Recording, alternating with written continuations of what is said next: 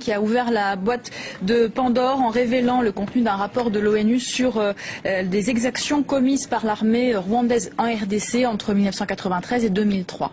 Oui, c'est à la une du Monde daté de ce matin que vous trouverez encore en kiosque ce matin en province ou à l'étranger. Afrique, l'ONU ne veut pas laisser impunis 10 ans de massacre en RDC. De quoi s'agit-il, Hélène, exactement? Le rapport que vient d'établir le Haut Commissariat des Nations Unies aux droits de l'homme est accablant, principalement pour le Rwanda voisin. En fait, sur près de 600 pages, nous dit Le Monde, version quasi définitive, ce rapport décrit des violations les plus graves des droits de l'homme et du droit international humanitaire commises entre mars 1993 et juin 2003 en RDC. Alors derrière l'intitulé du rapport, derrière ce sont des meurtres, des viols, des pillages auxquels ont pris part plusieurs pays de la région et il y a eu des centaines de milliers de morts.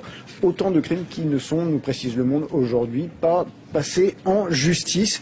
En fait, depuis plusieurs semaines, précise Le Monde, Kigali, la capitale du Rwanda, essaye de bloquer, d'étouffer ce rapport complètement parce que c'est très négatif pour Paul Kagame. Pourquoi c'est très négatif? Parce qu'en fait, donc, les faits imputés remontent à la première guerre en RDC en 96-98. À cette époque-là, beaucoup de camps de réfugiés Hutus sont en RDC et les troupes du Rwanda vont aller sous prétexte de guerre sur place pour les détruire. Alors, et la presse, bien sûr, en RDC réagit à cette annonce et à la publication de ce rapport. Oui, bien sûr, et pointe du doigt Paul Kagame, le président rwandais. C'est ce que nous dit le journal Le Potentiel. Crime de guerre en RDC, Kagame, le dos au mur. Est-ce la fin de l'état de grâce pour le Rwandais Paul Kagame?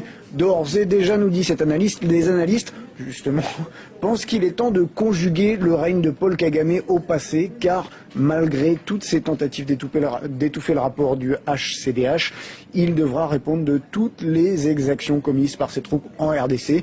Et l'analyste du Potentiel précise, il faut noter ici que le Rwanda n'est pas le seul pays indexé. L'Ouganda, l'Angola, le Burundi, entre autres, sont cités et des faits précis sont expressément mis à leur charge. On va maintenant aller au Liban.